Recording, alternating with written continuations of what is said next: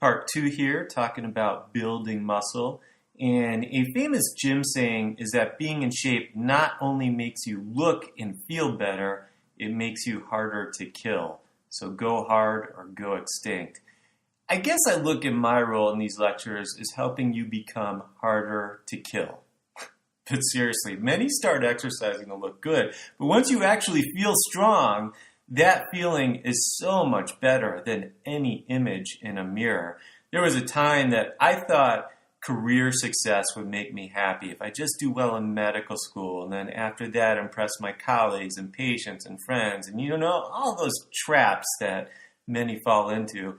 And while some of that stuff actually makes me proud and happy, it's probably like 20% of my happiness or something like that. I think the knowledge and life experiences from medicine are truly unbelievably valuable.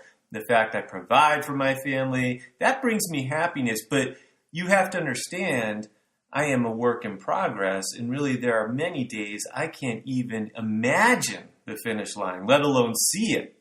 And I drink from many fountains, my family, reading, listening, patients, coworkers, but definitely also the iron. And I can't be embarrassed about that. Some people completely, wrongly associate muscle with being dumb.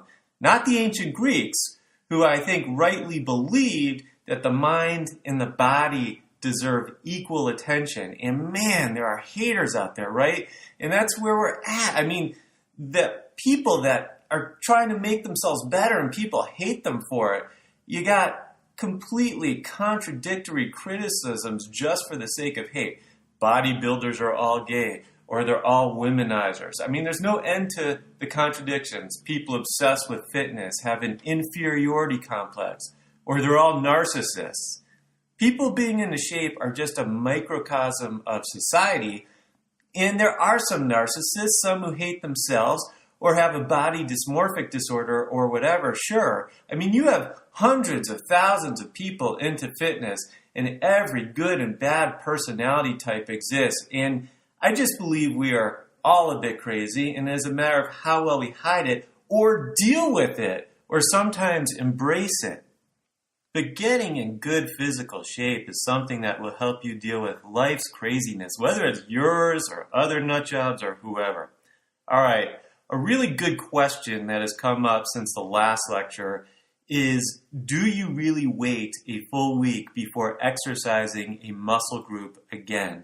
And no, the answer is no to that, because there is crossover. And one thing I want to point out is that I am talking about directly exercising a muscle group. For example, in the split routine I gave as an example in the last lecture, remember there's lots of split routines out there, so that really was just an example. But in that routine, there is only one day a week that you directly work a muscle group like the biceps. However, any split routine acknowledges that when you do your upper back day and perform pull-ups and pulling exercises, you are indirectly but substantially working biceps on that day as well. So likewise, on chest day, you're using a lot of triceps and some anterior deltoid. So you get the idea. The main concept is to make sure you are allowing time for adequate recovery. To directly work biceps or chest every day, or even every other day, it usually will not allow for adequate recovery. And if you really took a muscle group to failure, you are not going to want to work that group the next day. And remember, I said you have to find the split routine that works for you. If you only want to go to the gym 3 days a week, by all means, increase the amount of groups of muscles that you work on each day, but you will be a bit more fatigued with that workout, and you probably will not work each one of those groups as hard if you were working individual groups each day. But that's okay. No worries if you're fine with that. It's all good. And obviously, you don't have to be crazy hardcore about this stuff. Now, the hardcore do like to say, if you can't flex it, you don't need it. But that is not everyone's priority, including powerlifters, by the way, in which strength and not physique are the priority. Powerlifters are different from bodybuilders, as bodybuilders are trying to maximize hypertrophy while minimizing body fat. And CrossFitters have different goals for the functional abilities they are trying to achieve. And I'm not promoting one lifestyle or goal over another. Rather, just get the fundamentals down about increasing muscle and strength, and it will help achieve all those other goals. It's just like when you watch the Olympics. You don't just say a person is a runner without further qualifying it. Different priorities result in diversity, which makes life more interesting. But a sprinter is way different in physique and training than a marathon runner, but both are runners. But here's the thing. I would bet most marathon runners can beat 99% of total non-runners in a sprint, right? And just as a trained sprinter could outrun a non-runner 99% of the time in distance, any athletic training ultimately makes you better and able to cross over more easily into other activities you don't specifically train for compared to just sitting on the couch.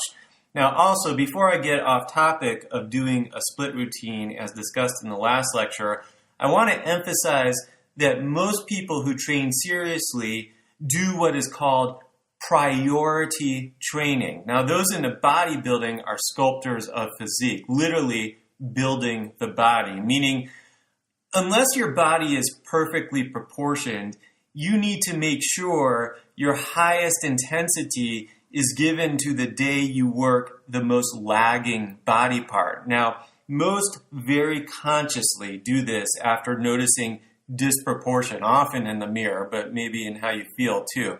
Now, most people have stubborn muscle groups and also muscles that hypertrophy with less effort. Now, for example, my triceps don't require crazy intensity because genetically they just seem to hypertrophy easy, whereas my quadriceps take crazy intensity to see results. So I prioritize quad day as day number 1 in my split routine, meaning my quadricep day is done after a rest or after a cardio day.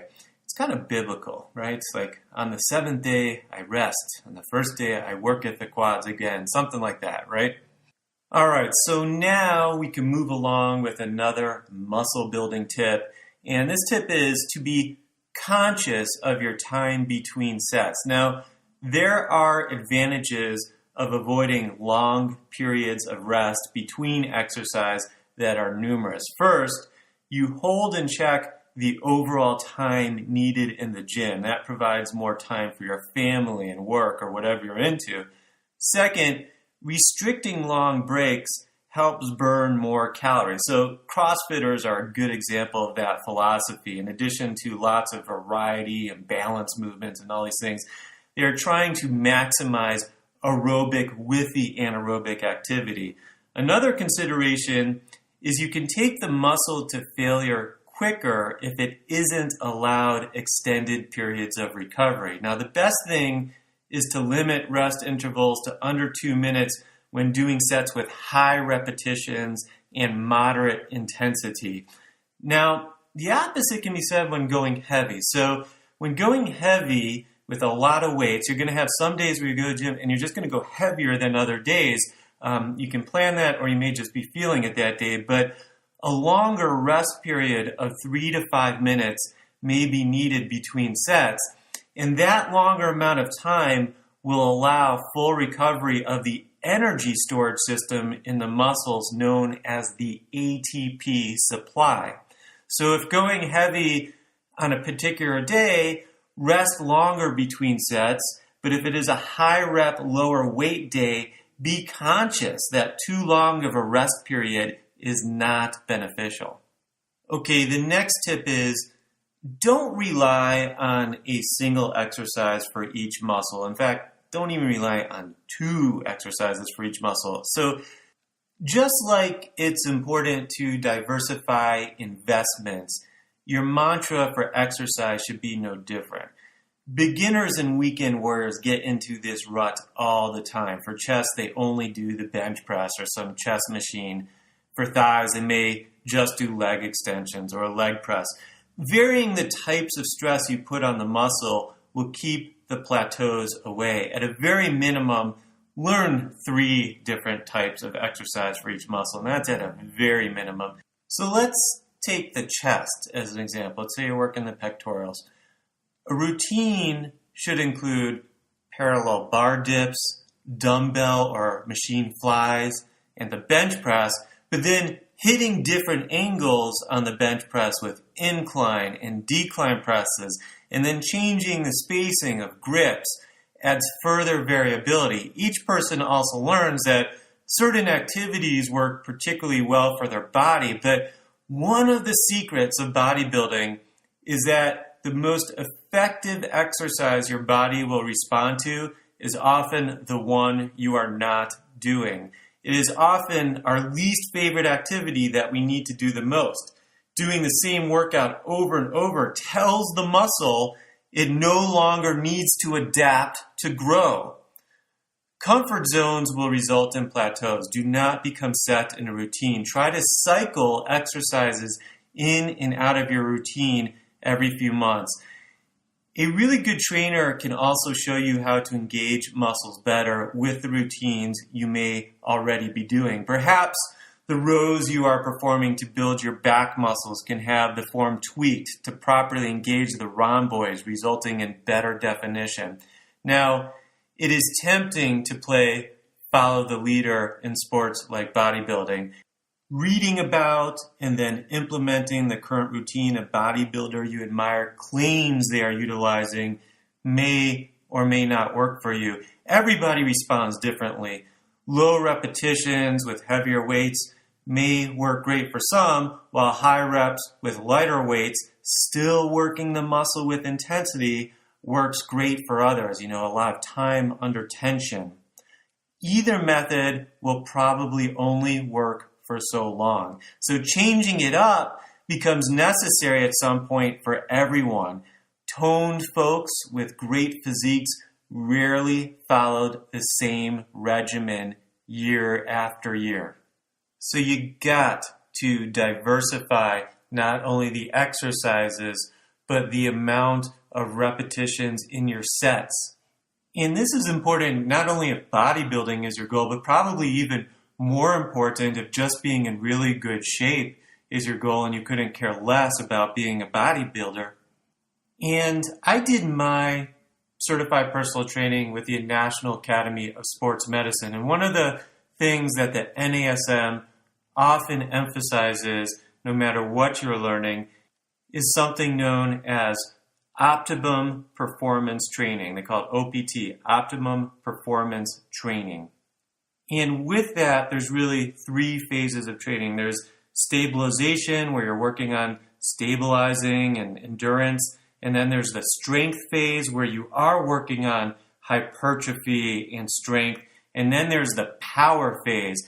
And you go through these 3 different levels at different times throughout the year, and then you restart, meaning you go back to the stabilization level where you're now once again trying to develop and optimize neuromuscular efficiency, coordination.